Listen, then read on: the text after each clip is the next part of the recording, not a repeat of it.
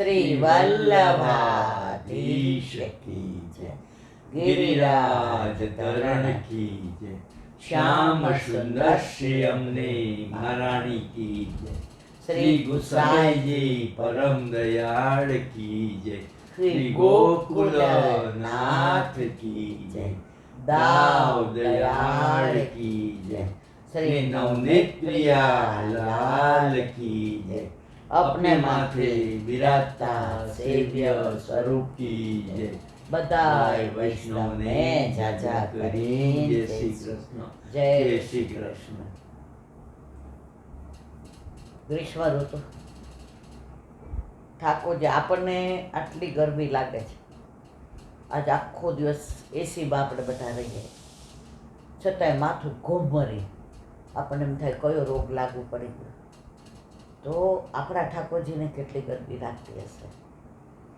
તો બને એટલું આપણા ઠાકોરજીને આપણે શીત સામગ્રી ધરાવીએ,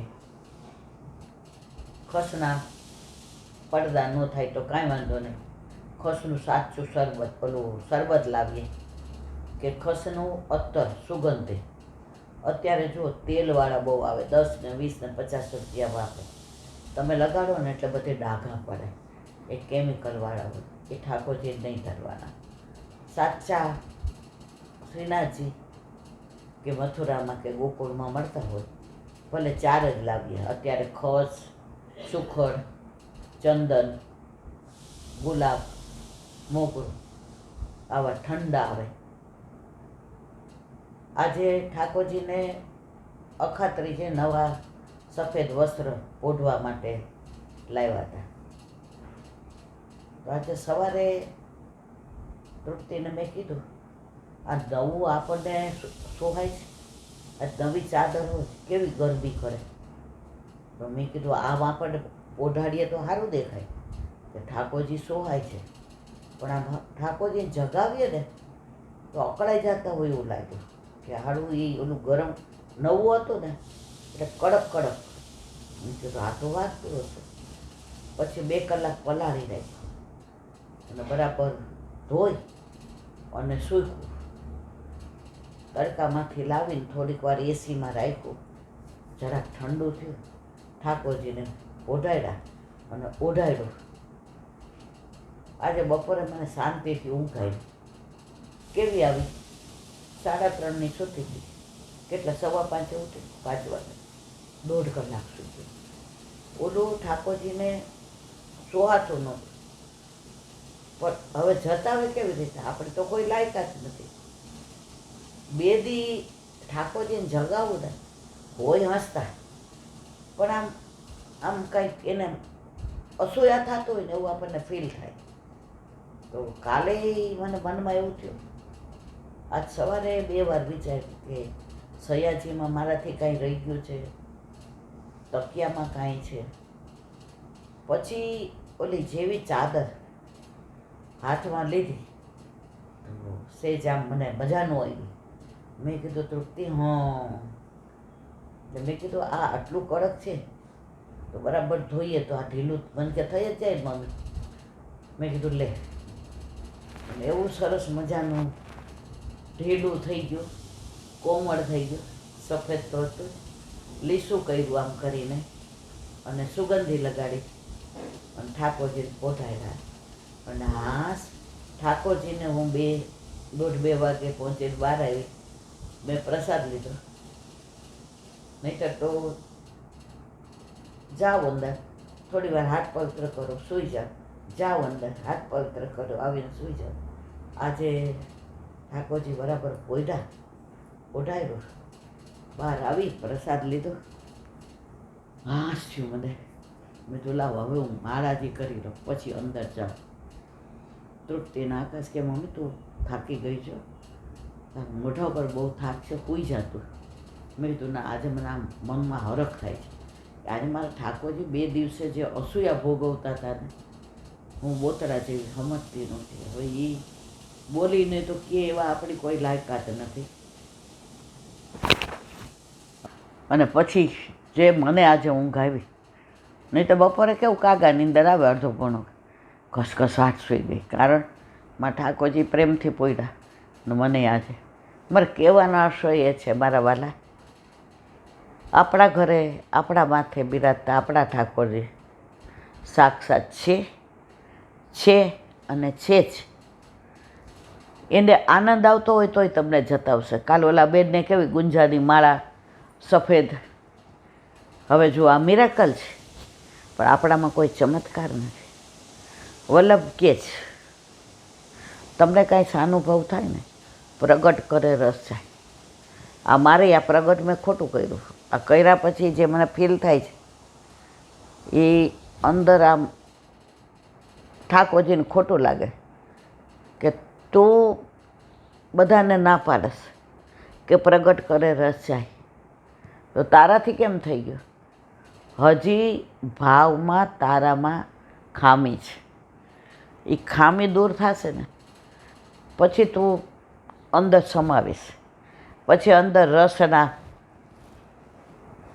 ઉછાળ આવશે, પછી રસ ઘોળાશે, પછી રસ સ્થિર થશે, અને સ્થિર થશે ને પછી તું અંદર તન્મય થઈ જઈશ. બીજી એક વાત કરવી છે કે આજે આ વિડીયો ઘણા બધા મૂકે છે, પુષ્ટિ માર્ગીય સત્સંગમાં જ મૂકવાના હોય છતાંય બધાય મૂકે છે કે ભાઈ એમના વ્યુઅર્સ વધે, ભલે વધે, મને જરાય વાંધો નથી, એટલા લોકોને વધુ લાભ મળે.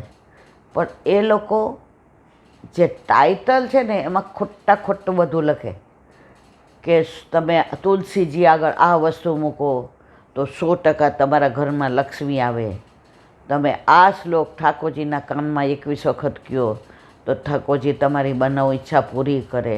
તમે આ અંદર વિડીયોમાં કાલે મારા આરાધ્ય સગુને ગોતીને કીધું, બા તમે તો ના પાડો છો કે સકામ ભક્તિ હોય નહીં, બા તમે આવું બોલો છો કે તુલસીજી પાસે આ વસ્તુ મૂકો તો બા આપણા લક્ષ્મીજી માટે આપણે કરીએ.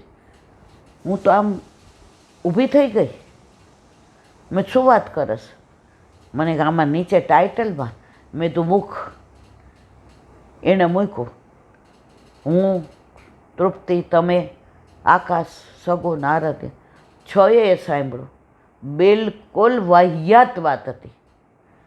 ખોટા ટાઇટલ એ લોકો મૂકી લોકોને આકર્ષિત કરી, વ્યુઅર્સ વધારે, પણ એમાં આજે પુષ્ટિ માર્ગનું જે તત્વ છે, પુષ્ટિ માર્ગનું જે સત્વ છે કે આપણામાં આમ કરવાથી આમ થાય, એ ભક્તિ મર્યાદા ભક્તિ છે.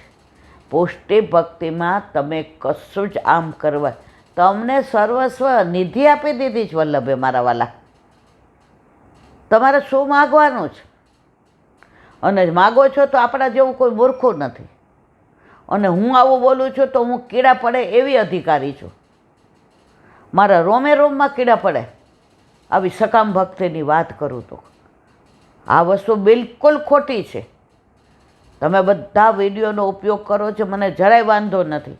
કારણ મને ખબર છે, અમે જોઈએ છીએ તમારા વ્યુઅર્સ વધે, ભલે વધે, હું તમને ક્યાંય નહીં નડું, પણ આવા ખોટા ટાઇટલ મૂકી અને બદનામ કરવાનો પ્રયત્ન મહેરબાની કરી ન કરતા મારા વાલા. નથી હું યુટ્યુબના પૈસા લેતી. કોઈને ચેલેન્જ કરવી હોય તો તમે યુટ્યુબમાં ઈમેલ કરજો, તમે લખજો, તમે બધું કરજો. અને જો કોઈ એમ કહેતું હોય કે ઈલાબેન પૈસા લે છે, આજની તારીખે અત્યારે આ બધું બંધ કરી દઈશ. બિલકુલ બોલવાનું બંધ કરી દઈશ. આવી વાહિયાત ખોટા ટાઇટલ મૂકી અને લોકોને આકર્ષિત કરવાનો ખોટો પ્રયત્ન મારા વાલા મહેરબાની કરી ન કરતા.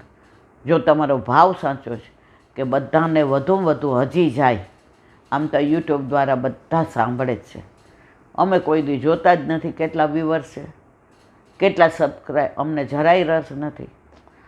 અમે આ અમારી પ્રશસ્તિ માટે નથી બોલતા મારા વાલા. સત્સંગ મારા ઠાકોરજી અહીંયા બિરાજીને સાંભળે છે ને એટલે બોલું છું. એ રાજી થાય છે. અમે કોઈ અહીંયા માણસોને ભેગા નથી કરતા. હમણાં પ્રચાર કરવા માંડીએ કે આટલાથી આટલા વાગે તો અહીંયા માણસો ભરાઈ જાય.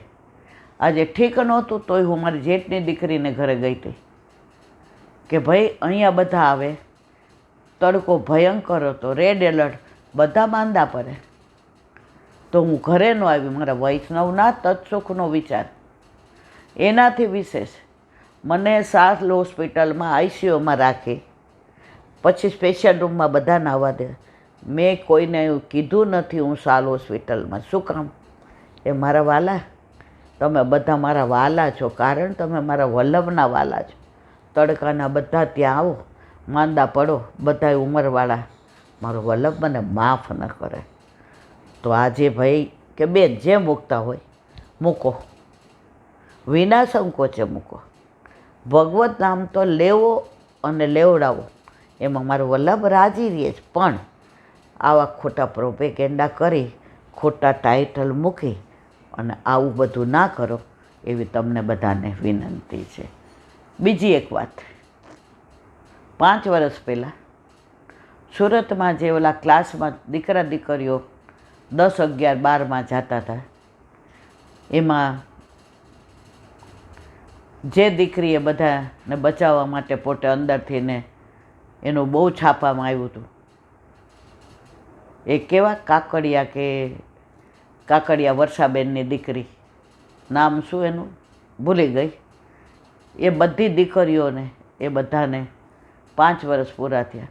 એના મમ્મીનો ફોન આવ્યો કે અમે પ્યોર વૈષ્ણવ છીએ, અમારા ઘરે ઠાકોરજી બિરાજે છે, મારી દીકરીને તમે તમારા સત્સંગમાં શ્રદ્ધાંજલિ આપજો. ઈલાંટી અમે રાજી થાશું કે મારી દીકરી ઠાકોરજીના ચરણારવિંદમાં છે અને મારી દીકરીએ જે કરીને ગઈ છે, જે પ્રેમ આપીને અને લઈને ગઈ છે, બસ એના આત્માને શાંતિ મળે. અહીંથી હું સત્સંગમાં એ પ્યોર વૈષ્ણવ બધા છે એને, અને આ દીકરી અને એની આરે જે લીલામાં પહોંચી ગયા બધાને હું શ્રદ્ધાંજલિ હૃદયપૂર્વક આપું છું. અને એ વૈષ્ણવ છે, એને ઠાકોરજીના ચરણારવિંદમાં જરૂર જગ્યા મળી હશે અને એ ચરણારવિંદને જ પ્રાપ્ત થઈ છે.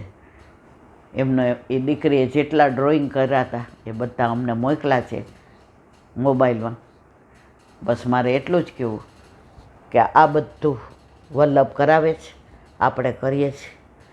જે ગમે જગત ગુરુ દેવ જગદીશને, તે તણ કર કરો શોક કરવો નહીં. આવ્યા છે, જવાના છે, કોઈ રોકાવાના. કાલે જ સુબોધેનીજીમાં આવ્યું, કાળ કોઈને છોડતો નથી. કાળ જેને પ્રગટ કરે છે એનો વિલય કર્યા વિના રહેતો નથી. જેનો જ્યારે સમય આવે છે અને જે કારણ કોઈ એમ કે ઠાકોરજીએ મારી નાખ્યો, એને આવું થયું અને લીલામાં પહોંચી ગયા, આવું થયું લીલામાં પહોંચી ગયા. કારણ આજે જ મેં એક વાક્ય વાંચ્યું હતું,